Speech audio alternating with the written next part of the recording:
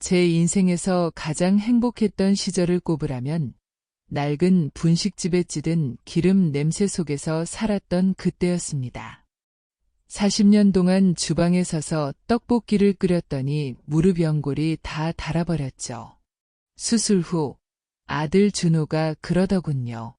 엄마, 이제 좀 쉬세요. 그 낡은 냄비는 버리시고. 그때 알았습니다.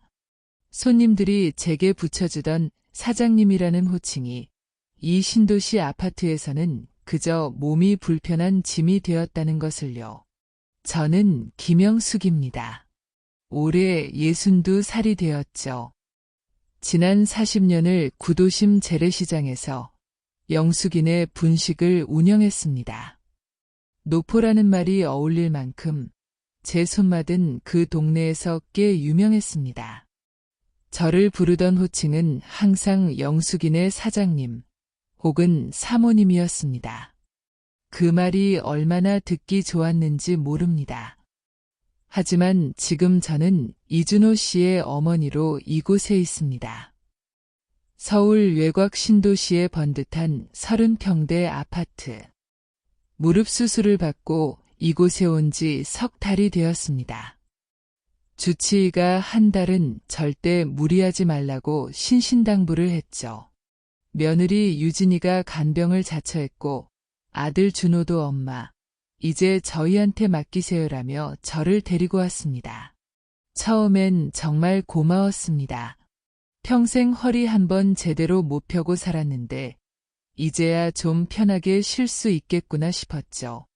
그러나 이 아파트는 너무 깨끗했습니다. 모든 것이 제자리, 모든 것이 완벽하게 정리되어 있었어요. 제 작은 방 침대에 누워 하얀 천장만 바라볼 때마다 문득 제가 이 깨끗한 집에 어울리지 않는 낡은 가구처럼 느껴지더군요. 제 직업이 분식집 사장이다 보니 가만히 앉아만 있는 건 정말 고역이었습니다. 수술 후 한 달이 지나고 저는 슬슬 부엌을 기웃거렸죠. 오랜만에 가족들을 위해 뭘 좀 해주고 싶었습니다. 제가 가장 자신 있는 멸치 육수 진하게 낸 칼국수를 끓여주려고 했어요. 어머니, 뭐 하세요? 며느리 유진이가 다가왔습니다. 아, 유진아, 너희 좋아하는 칼국수 좀 끓여주려고. 육수 맛이 어떨지 한번 봐줄래? 유진이는 마스크팩을 얼굴에 붙인 채 젓가락으로 국물을 살짝 찍어 맛보았습니다. 간은 맞는데요. 어머니, 저희는 배달앱으로 주문해 먹는 게 편해요. 혹시 이 멸치 냄비 오래된 거죠? 냄새가 좀 배어서요. 위생상 그냥 버리는 게 좋을 것 같아요. 순간 손에 들고 있던 낡은 뚝배기 뚜껑이 무겁게 느껴졌습니다. 그 뚝배기는 제가 시집와서부터 쓴 겁니다. 40년 동안 수백 번 떡볶이와 육수를 끓여냈던 제 분신이었죠. 저 뚝배기 덕분에 준호를 대학까지 보냈는데 이거 할머니 때부터 쓰던 귀한 건데 요즘은 인덕션이라 이런 건 잘 안 쓰잖아요. 저희 싱크대 인테리어랑도 안 맞고. 유진이는 아기가 없어 보였습니다. 그냥 효율성과 미관을 따지는 듯했죠. 하지만 저는 알 수 있었습니다. 유진이에게 제 40년 인생이 담긴 은 그저 냄새 배고 낡은 냄비에 불과하다는 것을요. 며칠 뒤 부부는 거실에서 심각한 이야기를 나누었습니다. 저는 작은 방 문을 닫고 누워 있었지만 문틈으로 새어나오는 아들의 목소리는 선명했죠. 여보, 우리가 확실히 해야 해. 어머니 가게 재개발 들어가면 시세가 오르잖아. 명의만 우리 쪽으로 돌리면 대출받기도 편하고. 준호 씨, 어머니가 쉽게 허락하실까? 평생 그걸로 사셨는데. 그게 문제지. 낡았잖아. 더 늦기 전에 현금화하는 게 현명한 재테크라고. 어머니 고집 피우시면 설득하는 수밖에. 우리가 어머니 노후 대책까지 생각하는 건데 뭘. 저는 침대에서 벌떡 일어났습니다. 제 무릎은 아직 시큰거렸지만 심장이 더 아팠습니다. 재테크, 현금화, 노후 대책. 저를 위한 이야기라는데 정작 그 중요한 대책에 저는 포함되어 있지 않았습니다. 준호는 제가 평생 일궈온 가게를 마치 주식처럼 현금화해야 할 구시대적 자산으로만 보고 있었습니다. 저에게 가게는 단순한 건물이 아니었습니다. 피와 땀, 그리고 김영숙이라는 제 존재의 증명이었죠. 저는 문을 열고 나가 그들에게 물었습니다. 준호야, 너희 무슨 이야기하니? 가게에 대해 이야기하는 거니? 아들 내외는 저를 보고 움찔 놀랐습니다. 마치 중요한 비밀을 들킨 아이들처럼 얼굴이 창백해졌죠. 그날 이후 저는 준호와 유진이에게 묘한 거리감을 느꼈습니다. 준호는 저만 보면 엄마, 가게 걱정 마세요. 제가 다 알아서 한다니까요 라고 말했지만 그 목소리에는 단지 귀찮은 짐을 치우려는 짜증이 담겨 있었습니다. 어느 날 저녁, 제가 거실 소파에 앉아 텔레비전을 보고 있었습니다. 제가 가장 좋아하는 트로트 프로그램을 크게 틀었죠. 어머니, 소리 좀 낮춰주세요. 유진이가 방에서 나오며 나지막이 말했습니다. 에이, 너희 일하는데 방해되니? 아니요. 저희는 조용히 쉬고 싶어요. 어머니가 TV 보시는 건 좋은데 저희한테 간섭받는 느낌이 들어요. 간섭. 며느리의 그 단어가 제 머리를 세게 때렸습니다. 40년 전 제가 시어머니 밥상 차려드리고 늦잠 자는 시누이 깨우던 건 헌신이었을 겁니다. 하지만 2025년 며느리 집에서 제가 TV 소리 조금 크게 트는 건 간섭이 되는 시대인 거죠. 저는 천천히 리모컨을 내려놓았습니다. 그리고 깨달았죠. 이 집에서 저는 사모님이 아닙니다. 저는 어머니도 아닙니다. 저는 그저 그들의 완벽한 삶의 균열을 내는 불필요한 짐일 뿐이라는 것을요. 40년 동안 피땀 흘려 일한 제 몸과 그 몸이 만들어낸 가게는 이 젊은 세대에게 그저 정리해야 할 낡은 것에 불과했습니다. 저는 문득 제 가게에 두고 온 낡은 뚝배기가 보고 싶어졌습니다.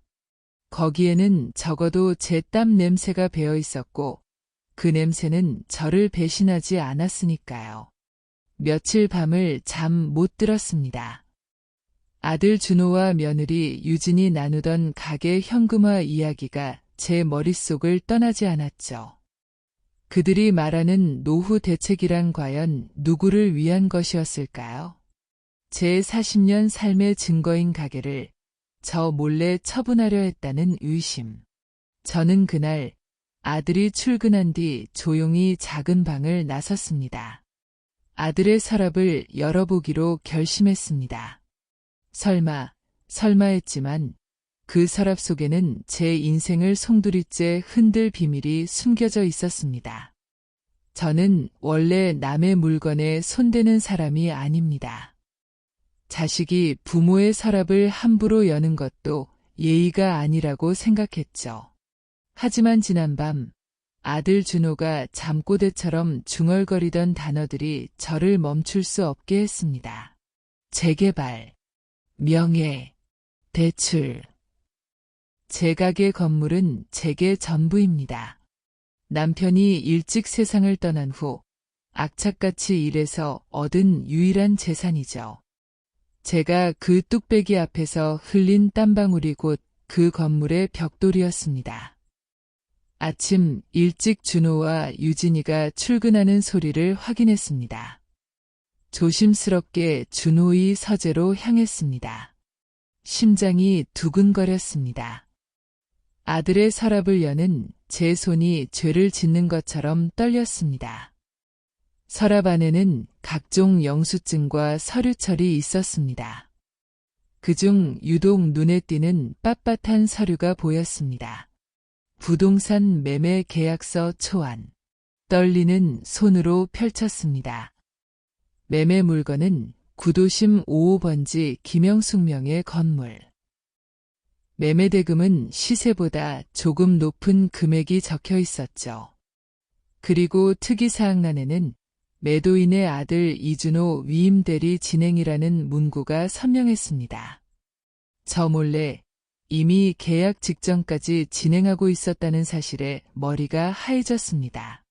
서류를 들고 거실 소파에 주저앉았습니다.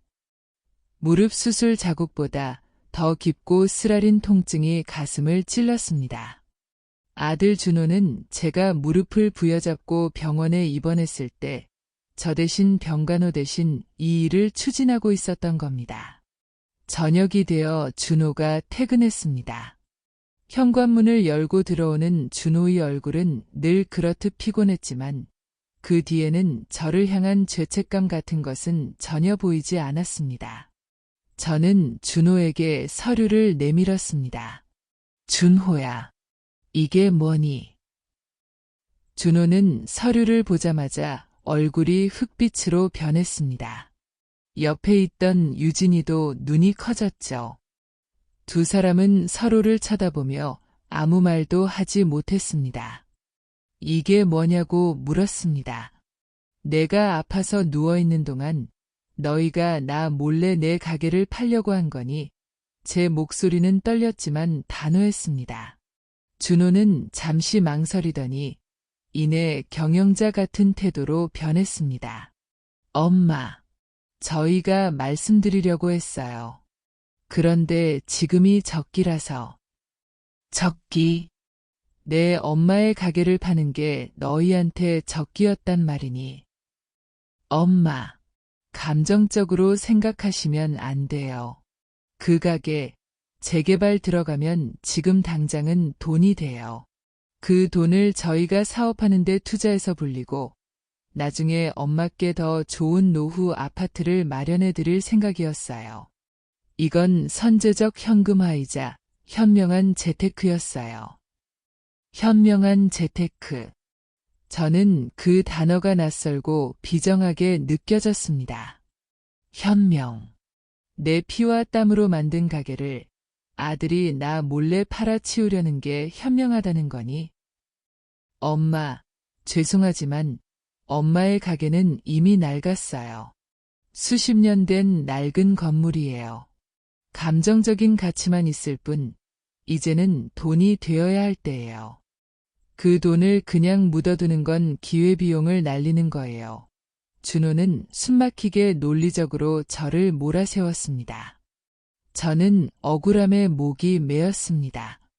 그럼 내가 40년 동안 주방에 서서 무릎까지 망가뜨린 건 뭐니? 그 낡은 건물이 내 인생인데 너희는 그걸 그냥 기회비용으로 취급한 거니? 너희 사업 자금으로 쓰려고 애 인생을 팔아치우려 했다는 거잖아. 며느리 유진이가 조용히 준호의 팔을 잡으며 거들었습니다. 어머니, 준호 씨 말이 맞아요. 저희는 어머니가 이제 편안하게 쉬셨으면 좋겠어요. 그 낡은 시장바닥 가게에 얽매이지 마시고 지금처럼 저희 집에서 쉬시면서 너희 집, 이 집에서 쉬는 게 내 노후 대책이라는 거니? 나는 내 시어머니지 너희 집 살림을 봐주는 가정부가 아니야. 유진이는 순간 당황했습니다. 어머니, 저희가 언제 그렇게 생각했다고. 내가 나한테 낡은 냄비 버리라고 했을 때, TV 소리 좀 낮추라고 했을 때부터 알았습니다. 너희는 내 가게를 돈으로만 보고 나를 시대에 뒤떨어진 짐으로만 보고 있다는 것을요. 준호는 결국 고개를 숙였습니다. 엄마, 죄송해요. 하지만 저희 마음은 진심이었어요. 저희는 엄마를 편하게 해드리고 싶었어요. 진심. 나를 편하게 해주고 싶었다면 왜 나한테 상의도 없이 내 가게를 팔려고 했니?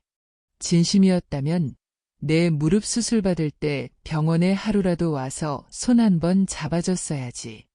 너희가 말하는 편안함은 내가 너희 사업 자금의 미천이 되어 조용히 눈치 보며 사는 것이었니? 제 인생을 대하는 아들 내외의 태도는 제가 평생 일궈온 가치와는 너무나 달랐습니다. 그들은 저를 사랑하는 어머니가 아닌 효율적으로 관리해야 할 자산처럼 다루고 있었습니다. 저는 더 이상 이 집에 머물 수 없다는 것을 깨달았습니다. 제 40년 삶의 가치가 무시당하는 곳에서는 하루도 편안할 수 없다는 것을요. 저의 분신인 영숙인의 분식은 절대 이 젊은 세대의 재테크 놀이에 이용되어서는 안 됩니다. 저는 반드시 제 가게를 지켜야만 했습니다. 어머니는 너무 이기적이세요. 아들 준호가 소리쳤습니다. 40년 동안 저는 새벽 4시마다 일어나 멸치 육수를 냈고 무릎 연골이 닳도록 서서 일했습니다. 오직 아들 잘 되라고, 가족 뒷바라지하라고 제 한 몸 희생했죠. 그런데 돌아온 말은 이기적이라는 비난이었습니다. 저는 그 말이 서러웠지만 문득 깨달았습니다. 그래, 이제부터 정말 이기적으로 살아보자. 40년 만에 오직 김영숙 자신을 위한 삶을 선택해야만 했습니다.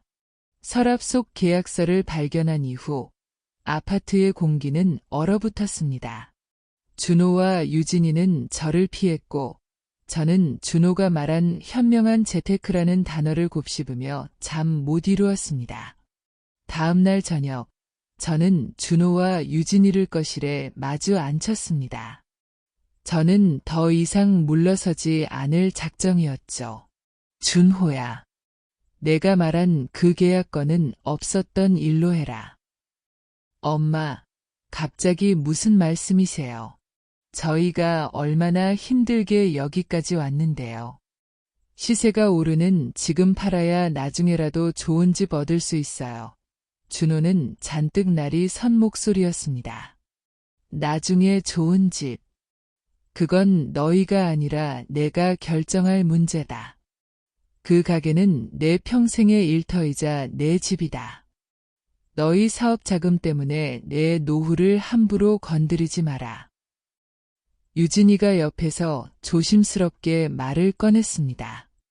어머니, 저희도 이해해요. 서운하시겠죠. 하지만 현실적으로 생각하셔야죠. 재개발 기회를 놓치면 안 되잖아요. 그리고 어머니 무릎도 안 좋으신데 이제 가게는 정리하시고 편하게 사셔야죠. 편하게 살라니. 그 말은 조용히 이 집에서 저희 눈치 보며 사세요와 동의어처럼 들렸습니다. 저는 자리에서 일어나 주방으로 향했습니다. 식탁 위에 제가 40년 동안 서온 가게 장부를 펼쳐 놓았습니다. 누렇게 변색된 종이 위에는 떡볶이 300원, 칼국수 500원 하던 시절부터의 기록이 빼곡했습니다. 이게 뭔 줄 아니? 40년 동안 내가 하루도 쉬지 않고 이 가게를 지킨 기록이다. 내 등록금, 내 결혼 비용, 이 아파트 보탤 때까지 이 장부에 적힌 몇백 원짜리 수익이 모인 거다.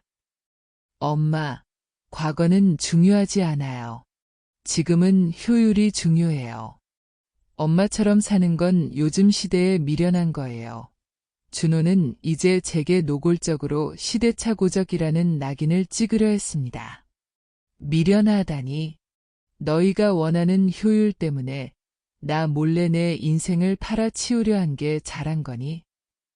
준호는 결국 폭발했습니다. 엄마, 솔직히 말씀드릴게요. 저희도 힘듭니다.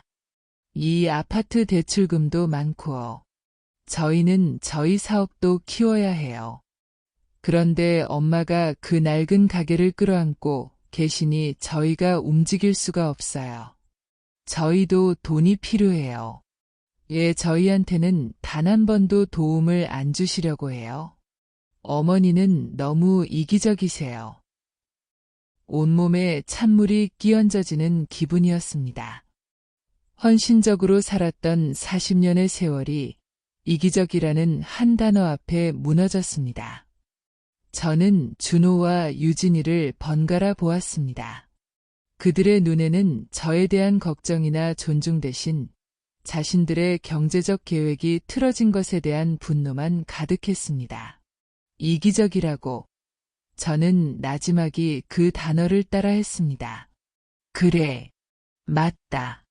나는 이기적이다. 준호와 유진이는 제 말에 당황한 듯 잠시 멈칫했습니다. 너희가 그랬지. 나보고 이제 좀 쉬라고. 편하게 살라고. 낡은 가게에 얽매이지 말라고. 너희 말대로 이제부터는 나를 위해 살겠다. 저는 심호흡을 했습니다. 무릎은 아팠지만 마음은 이상하게 단단해졌습니다. 그 가게 내가 팔겠다. 너희가 말한 재개발 시세에 맞게 팔 거다. 하지만 그 매매 대금은 단 1원도 너희에게 가지 않을 거다. 엄마, 지금 무슨 말씀이세요? 준호의 목소리가 떨렸습니다. 이 돈은 40년 동안 내 노동의 대가라. 내 노후 자금, 내 황혼 독립 자금이 될 거다. 너희 사업이든 너희 대출이든 이 돈에는 손댈 생각하지 마라. 유진이가 재빨리 끼어들었습니다. 어머니, 그러면 저희는 어떻게 하라고요? 그 돈으로 저희 아파트 대출금도 좀 갚고. 그건 너희 사정이다. 너희는 너희의 방식으로 열심히 살아가거라. 너희가 나한테 그랬잖아. 어머니는 이젠 편하게 쉬세요라고. 이제 정말 편하게 너희의 간섭 없이 살겠다. 저는 그날 밤 변호사에게 전화를 걸었습니다. 복잡한 절차였지만 저는 단호했습니다. 아들 내외가 아닌 오직 저만을 위한 계약을 진행했습니다. 아들 준호에게 건물의 매매 의사를 확실히 밝히고 매매 과정 일체를 자신들의 손에서 떼어놓았습니다. 며칠 후 저는 작은 가방에 짐을 쌌습니다. 아들 내외에게는 간결하게 메모를 남겼습니다. 나는 내일 아침 강원도동의 쪽 작은 마을로 이사간다. 너희가 말한 대로 나를 위해 살겠다. 매매는 예정대로 진행할 것이고 잔금은 내 통장으로 들어올 것이다. 너희는 그 가게에서 손 떼라. 새벽 아들 내외가 자고 있을 때 저는 조용히 현관문을 나섰습니다. 현관을 나서면서 뒤를 돌아봤습니다. 40년 동안 가족을 위해 헌신했던 김영숙은 이 아파트에 남겨두고 이제 오직 나만을 위한 삶을 살 김영숙이 되어 문을 나섰습니다. 낯선 새벽 공기 속에서 저는 알 수 없는 홀가분함을 느꼈습니다. 그리고 중얼거렸습니다. 그래, 이젠 진짜 나를 위한 이기적인 삶을 살자. 며칠 후 저는 새로운 집 앞에서 매매 잔금을 받았습니다. 그 돈은 저의 40년 뚝배기가 만들어낸 저만의 피와 땀의 결정체였죠. 그때 아들 준호에게 전화가 걸려왔습니다. 엄마, 저 지금 가게 앞에 와 있어요. 이게 어떻게 된 일이에요? 저희 계획은 다 틀어진 거예요. 아들은 여전히 돈과 계획만을 이야기했습니다. 저는 잔금 통장을 보며 생각했죠. 이제부터 김영숙은 누구의 엄마도 누구의 사업 미천도 아닌 온전한 김영숙이라고. 저는 강원도 동해의 작은 해안 마을에 도착했습니다. 친구 경희가 소개해준 작고 아담한 주택이었습니다. 낡았지만 창문을 열면 파도 소리가 들리는 곳이었죠. 이곳으로 이사 온 지 사흘째. 마침 가게 매매 잔금일이었습니다. 부동산 사장님과 매수자가 직접 이곳까지 와서 거래를 마무리했습니다. 제가 가게를 금전적으로 처분한 것은 맞지만 아들의 손에 넘어가지 않도록 하는 유일한 방법이었습니다. 매매 잔금 통장을 받아들었습니다. 화면에 찍힌 숫자는 제가 평생 흘린 땀의 무게였습니다. 남편 없이 혼자 준호를 키우며 명절에도 쉬지 않고 뚝배기 앞에서 서성였던 세월의 값이었죠. 이 돈은 오직 김영숙의 것이었습니다. 바로 그때 준호에게서 전화가 걸려왔습니다. 이미 재래시장 부동산을 통해 매매 사실을 알게 된 모양이었습니다. 엄마, 이게 무슨 일이에요? 계약이 진행되고 있었다니. 왜 저희한테 상의도 없이? 준호의 목소리에는 분노와 당황스러움이 가득했습니다. 준호야, 내가 서랍 속에 넣어둔 계약서 봤다. 너희가 나 몰래 팔려고 했지 않니? 그건 저희 사업 때문에 저희가 엄마 노후를 더 효율적으로 만들어 드리려고. 노후를 효율적으로 만들어주겠다. 너희의 계획에 내 인생을 끼워 맞추지 마라. 이 가게는 내가 주인이고 내가 결정할 문제였다. 준호는 여전히 상황 파악을 제대로 하지 못했습니다. 그는 가게 매매 대금이 자신들의 사업 자금으로 들어와야 한다는 기존의 계획에만 묶여 있었죠. 엄마, 잔금은 누가 받았어요? 그 돈 저희 사업 자금으로 써야 해요. 저희 계획이 다 틀어졌다고요. 저는 차가운 바닷바람을 맞으며 단호하게 대답했습니다. 준호야, 내가 받았다. 내 통장에 들어왔다. 이 돈은 내 등록금, 내 생활비, 내 미래를 위해 40년 동안 희생했던 내 노동의 대가다. 단 1원도 너희에게 돌아가지 않을 거다. 엄마, 정말 너무하세요. 저희가 엄마 아들인데 어떻게 이럴 수 있어요? 아들은 울먹였습니다. 내가 먼저 이기적이라고 했지 않니? 나는 내 삶을 지키기 위한 마지막 이기심을 발휘한 것뿐이다. 너희에게 이 가게는 재테크 대상이었겠지만 나한테는 김영숙이라는 존재 자체였다. 그 존재를 너희 손에 맡길 수는 없었다. 유진이가 전화를 바꿔 받았습니다. 어머니, 저희 어떻게 살라고요? 당장 대출 상환도 막막한데요. 어머니는 저희를 버리시는 거예요. 나는 너희를 버린 게 아니라 나를 살린 거다. 너희는 스스로 독립해서 살 수 있는 젊은 부부다. 내가 없어도 내 돈이 없어도 잘 살 거다. 너희 방식대로 효율적인 삶을 살 거라. 저는 전화를 끊었습니다. 평생 아들의 말 한마디에 노심초사했던 제가 이토록 단호하게 전화를 끊을 수 있다는 사실이 스스로 놀라웠습니다. 하지만 후회는 없었습니다. 전화를 끊고 난 후 갑자기 밀려오는 고독감에 눈물이 핑 돌았습니다. 40년간 쌓아 올린 가족이라는 울타리에서 스스로 벗어난 일이었으니까요. 하지만 그 눈물은 오래가지 않았습니다. 저는 작은 방 창문을 열었습니다. 푸른 바다 냄새와 시원한 파도 소리가 방 안을 가득 채웠습니다. 이 모든 것이 오직 저 김영숙만을 위한 것이었습니다.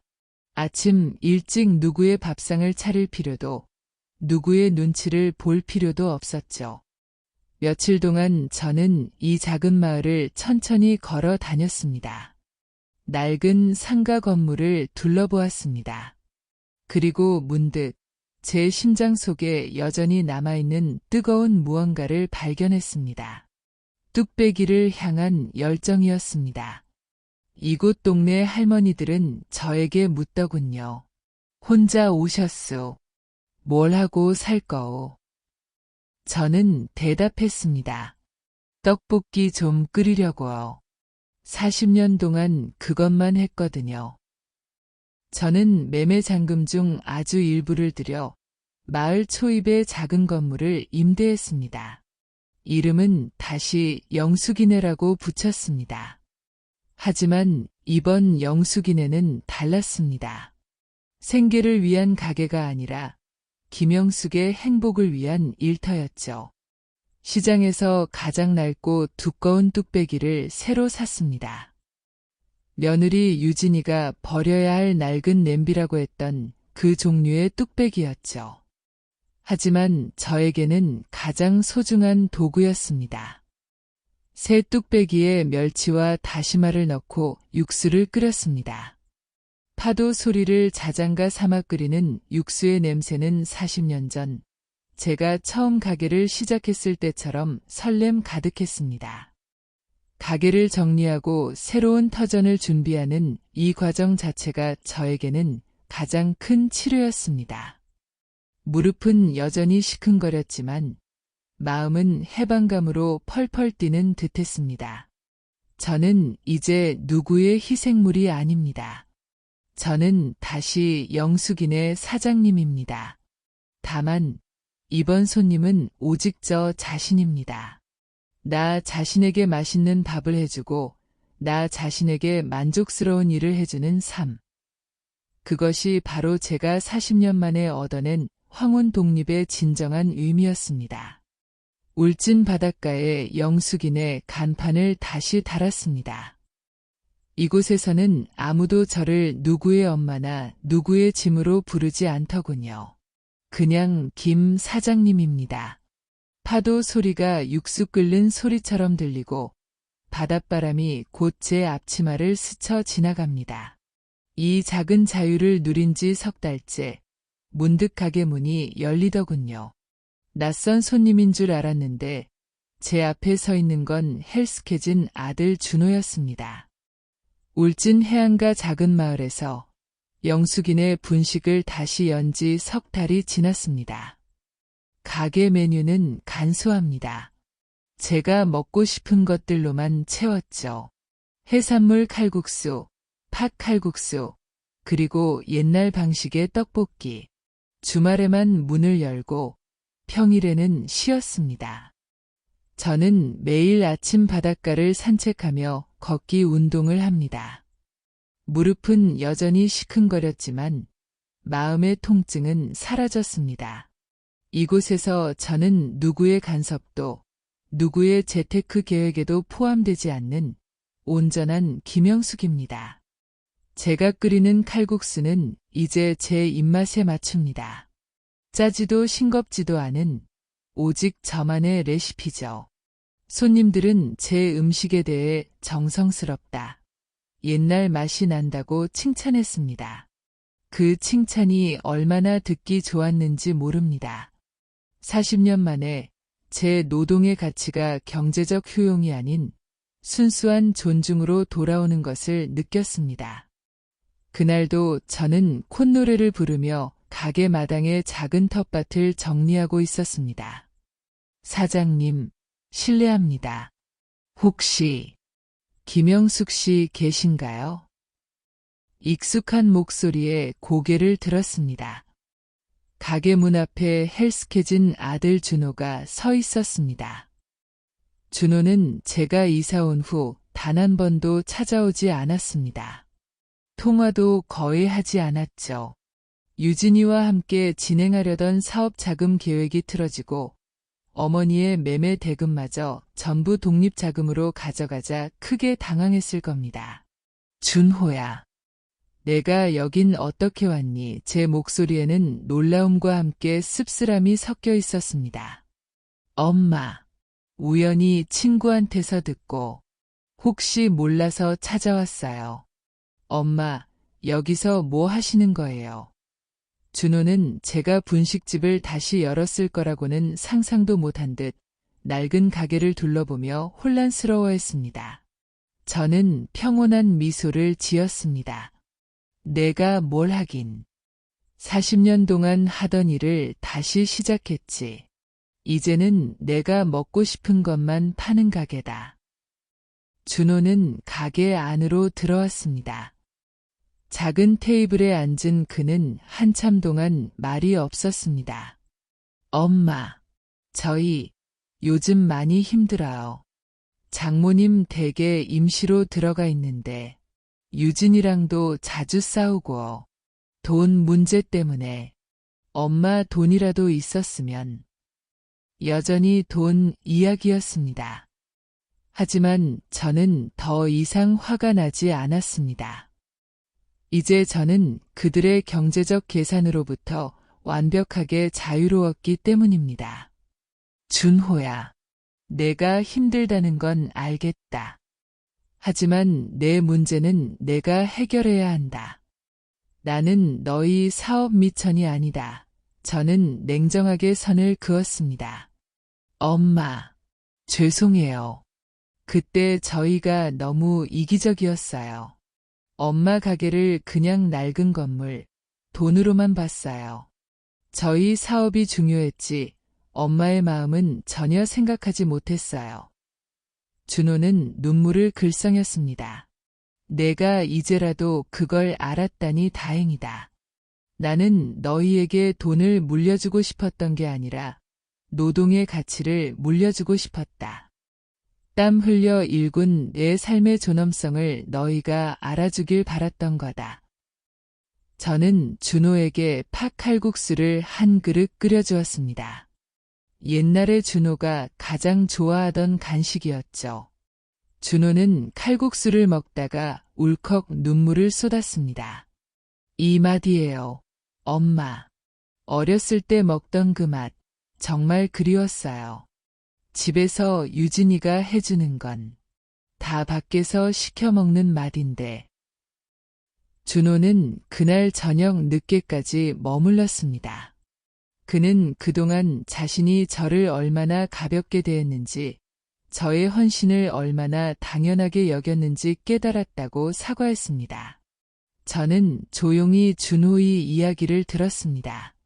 그리고 단호하게 말했습니다.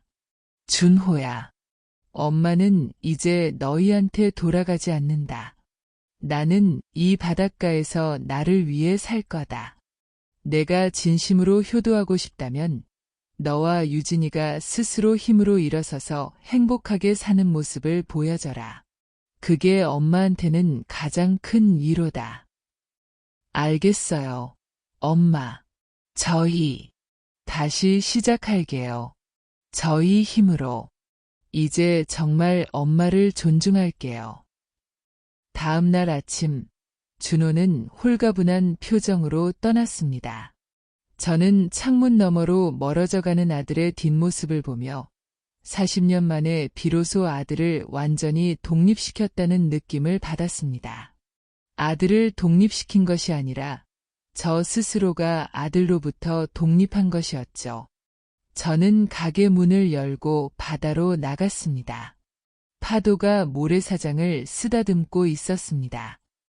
저는 다시 한번 제 이름 3글자를 되뇌었습니다. 김영숙. 고생 많았어, 영숙아. 이제부터는 너 하고 싶은 대로 살아. 이 바닷가에서는 오직 너만이 주인공이야. 이것이 제가 40년 만에 깨달은 나 자신을 향한 마지막이자 가장 따뜻한 레시피였습니다.